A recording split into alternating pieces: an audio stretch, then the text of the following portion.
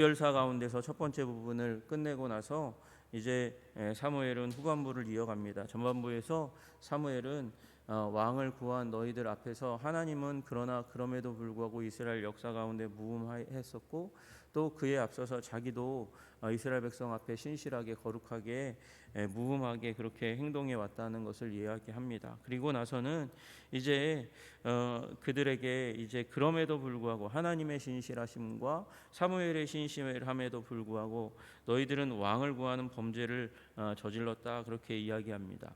왕을 구한 것 자체가 이제 범죄라기보다는 하나님께서 정하신 시간표에 의해서 언젠가는 왕을 주실 것인데 그런데 그 왕을 하나님의 마음에서 구한 것이 아니라 하나님이 이제 왕이 될 때다. 하나님은 언제나 하나님의 백성들 가운데 먼저 그분의 뜻을 보여주시고 행동하게 하시는 분이시거든요. 그러니까 하나님이 때가 되면 왕을 구할 마음을 이스라엘 백성에게 줄 텐데 그런데 그들이 이 왕을 구한 동기는 다른 나라 다른 민족을 보니까 왕이 있거든요. 그러니까 부러워요. 그래서 거기에 미혹돼서 유행을 타서 그렇게 된 것입니다. 특별히 이제 암몬 나하스가 이제 침공한다는 얘기를 듣고 그런 소식을 듣고 하나님이 왕이 되심을 알매도 불구하고 라고 그렇게 얘기하죠. 12절의 중반부에 너희의 하나님 여호와께서는 너희 왕이 되심에도 불구하고 하나님이 왕인데 그럼에도 불구하고 다스릴 왕이 필요하겠다고 그렇게 외쳤습니다. 그들의 문제는 하나님 앞서서 행하는 것입니다. 하나님 앞서서 행했다는 것은 기도하지 않고 행했다는 것입니다. 하나님보다 하나님의 뜻보다 앞서지 않는 우리들이 되어야 됩니다. 그러려면 하나님의 말씀과 기도를 우리 앞에 두어야 하는 것이죠. 그 가운데 범죄하였습니다. 그럼에도 불구하고 하나님은 자비의 하나님, 사랑의 하나님이셔서 왕을 허락해 주셨습니다. 그래서 13절에 이제 너희가 구한 왕, 너희가 택한 왕을 보라. 여호와께서 너희 위에 왕을 세우셨느니라 그렇게 말씀하시고 그리고 나서 왕을 이제 이스라엘 백성과 하나님 백성 사이에 그 사이에 이제 중요한 이 언약을 성취해 가시는 하나님의 계획 가운데 이제 통합시키는 말씀을 하십니다. 그게 14절과 15절의 말씀입니다. 너희가 만일 여호와를 경외하여 그를 섬기며 그의 목소리를 듣고 여호와의 명령을 거역하지 아니하며 이스라엘 백성에게 원래 주어졌던 명령의 내용입니다. 또한 더불어서 또 너희와 너희를 다스리는 왕이 너희의 하나님 여호와를 따르면 좋겠지만은 그러니까 왕도 백성도 다 이제 백성만 따르면 되는 데서 왕도 따라야 됩니다. 아무리 백성이 하나님을 따르고 열심을 다하고 순종을 다하고 믿음을 가지고 주님 앞에 율법을 따르는 삶을 살아간다 할지라도 왕이 중간에서 문제를 일으키면 이스라엘 백성들은 더 힘들고 더 고통스럽고 어려운 지경에 이르게 된다 말씀하시는 것이죠. 그 이스라엘의 왕 가운데 우리 가장 대표적인 엘리야 시대의 아합을 잘 보시지 않습니까? 아합은 패역한 왕이었고 우상 숭배의 왕이었습니다. 그가 범죄하니까 이스라엘 전체가 범죄하는 일들이 일어나지 않습니까? 그러니까 이제 그 가운데서 왕이 중요한 언약 백성으로서의 충성을 다하는 데에 중요한 요소로 그 가운데 자리매김하게 되는 것입니다. 그리고 이제 문제는 그것으로 말미암아 우리 삶에 이 이스라엘 백성의 삶에 축복과 저주가 갈리는 일이 일어나잖아요. 그래서 15절에 너희가 만일 여호와의 목소리를 듣지 아니하고 여호와의 명령을 거역하면 여호와의 손이 너희의 조상들을 치신 것 같이 너희를 칠 것이다 그렇게 얘기합니다. 왕과 너희 백성들이 충성하면 좋은데 그런데 너희들이 불순종하면 나쁜 일이 일어날 거다 그렇게 말씀하시는 거예요. 여러분 이 14절과 15절은 요약입니다. 요약본입니다. 무엇에 대한 요약본이냐면 신명기 28장의 요약본입니다. 신명기 28장의 내용은 다른 내용이 아니고 에발산과 그리심 사이에 있는 세겜에 이스라엘 백성 모여 있을 때 한쪽에서는 축복의 메시지가 한쪽에서는 저주의 메시지가 선포됩니다. 순종하면 복을 받고 불순종하면 저주를 받는다는 메시지가 신명기 28장 1절에서 14절까지 축복에 대해서 15절부터 68절까지가 저주에 대해서 이제 언급됩니다. 그것을 요약해서 14절과 15절에 그렇게 요약해 놓고 있는 것이에요. 여러분, 순종이 하나님의 뜻을 믿고 그리고 순종하는 것이 우리의 복인 줄로 믿으시기를 주님의 이름으로 축복합니다. 그리고 불순종이 저주가 됨을 믿으시기를 주님의 이름으로 축복합니다. 여러분, 그것을 말씀하시면서 이제 왕도 그 안에 들어와 있다. 왕도 이제 순종해야 된다. 이 말은 누구에게 하고 있는 겁니까? 사울에게 얘기하고 오고 오는 왕들에 대해서 이야기하는 것이죠. 근데 이스라엘 백성들이 그 앞에서 굉장히 사람들이라는 존재들은 중요한 얘기를 할 때 중요하게 그냥 평범하게 얘기하면 잘 못 알아먹습니다. 그러니까 하나님께서 이제 말씀하십니다. 너희는 이제 가만히 있어서 여호와께서 너희 목전에서 행하시는 이 큰 일을 보라, 그렇게 말해요. 이제 큰 일이 일어날 거라는 거예요. 그 큰 일이 뭐냐? 17절에 오늘은 밀베는 때가 아니냐. 밀베는 때는 오순절 때입니다. 오순절 때는 건기입니다. 건기 때 비가 오지 않습니다. 비가 오는 일은 굉장히 드뭅니다. 아니, 구름 한 점 있는 것조차도 굉장히 이상한 때가 바로 이 오순절 때입니다. 건조한 그런 그때에 갑자기 이 선지자는 뭐라고 얘기하냐면 내가 여호와께 아뢰리니 여호와께서 우레와 비를 보내사 너희가 왕을 구한 일 곧 여호와의 목전에서 범한 죄악이 큼을 너희에게 밝히 알게 하리라. 너희들이 범죄했다고 내가 자꾸 얘기했는데 니네들은 실감 못하는 것 같아. 근데 이제 내가 몰러가는 고별사 가운데서 이제 그 너희들의 범죄가 내 자의적인 해석이 아니라 하나님이 그렇게 여기고 계시다는 하나님의 마음 가운데 그 너희들의 조급한 왕정 요청이 범죄라는 사실을 내가 보여줄게. 그러면서 이제 우레와 비를 보내도록 하나님 앞에 기도합니다. 기도하니까 18절에 기도하니까 우레와 비를 보내사 이제 모든 백성이 여호와와 사무엘을 두려워하게 되었다. 이제 그 절대 오순절 때 일어나지 않는 일임과 동시에 오순절 때 비가 내리면요 농사 망치는 거거든요. 큰 비가 내리면 농사 망칩니다. 그러면 이제 1년 그 이제 다음 보리가 나오는 이제 그때까지 6월절 기간까지 이스라엘 백성들은 식량의 문제로 굉장히 고생할 수밖에 없잖아요. 그러니까 사무엘에게 이제 이걸 멈춰달라고 얘기하는 거죠. 멈춰달라고. 당신의 종들을 위하여 당신의 하나님 여호와께 기도하여 우리가 죽지 않게 하소서. 비가 내린다고 뭘 죽는다고까지 엄살을 부립니까? 그러니까 지금 이 얘기는 두려움, 현장에서 일어난 갑작스러운 비와 번개로 말미암은 두려움과 더불어서 이게 어디 두려움까지 가게 되냐면 여러분 미스바에서 이제 모여서 집회할 때에 그때 블레셋이 침공해 오지 않습니까? 블레셋의 침공해 올 때 그들은 집회를 위해서 모였는데 무기도 변변하지 않은데 그 공격을 어떻게 막아냅니까? 그러니까 사무엘이 기도하니 우레가 나고 비가 우레와 천둥이 일어나는 일이 일어났잖아요. 그러니까 여러분 이 부분은 징계의 의미가 담겨져 있는 거예요. 하나님의 임재가 그 가운데 있고 적들을 치신 그 우레 번개를 생각하게 되는 것이죠. 여러분 이 지금 사무엘이 누가 범죄했다고 얘기합니까? 이스라엘 백성이 범죄했다고 얘기하니까 이스라엘 백성이 혹시 우리가 그 번개 우레의 희생양이 되지 않을까 그렇게 안달이 나서 용서해 달라고 비를 멈춰 달라고 죽지 않게 해달라고 요청하는 것이죠. 그러나 이 순간은 어떤 순간이 있냐면 본질적으로 하나님께서 이스라엘 백성들과 언약을 맺으실 때 그때에 모세가 시내산에 올라갔을 그때 그 위에 구름이 빽빽하게 들어서고 그 위에 우레가 났습니다. 그곳에서 하나님의 임재가 있었습니다. 하나님이 임하셔서 모세와 대화하고 이야기하고 그리고 이스라엘 백성에게 주어지는 율법이 다름 아니라 하나님의 직접적인 개입의 사역의 결과라는 사실을 알려준 거죠. 그러면 그렇게 따지면 우레는 무엇을 의미하는 것입니까? 하나님의 임재고 하나님의 임재는 죽이지 않았다면 살리는 것이며 살리기 위해서 오시는 하나님은 사랑의 하나님이신 줄로 믿으시기를 주님의 이름으로 축복합니다. 여러분 그래서 그들 가운데 이제 그들의 죄악된 마음을 돌이킬 수 있도록 하나님께서 기회를 주시고 그러나 이제 이 왕을 세운 일 가운데 하나님께서 베푸신 일이 이스라엘 백성을 다시금 그 시내산 앞으로 인도해서 시내산 언약 가운데로 이끄시는 것이죠. 그 시내산 언약 가운데 이끄시는 내용이 무엇입니까? 그것은 순종의 길은 생명의 길이고 불순종의 길은 저주의 길이고 망하는 길이라는 것을 알려주는 것입니다. 그래서 이제 사무엘은 다시금 19절부터 시작해서 이제 한 24절까지 시내산에서 언약을 맺은 이스라엘 백성들과 같이 율법의 가장 중요한 내용을 선포하고 그리고 그 가운데 굳건하게 서라 그렇게 말씀하시는 것이죠.